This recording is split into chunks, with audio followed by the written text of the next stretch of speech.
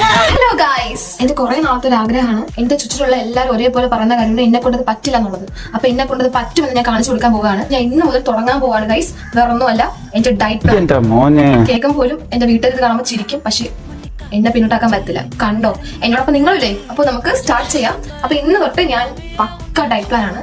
ഞാൻ ഇത് ആരും പറയുന്നില്ല, വീട്ടിൽ ആരുടെ പറഞ്ഞിട്ടില്ല. Okay guys,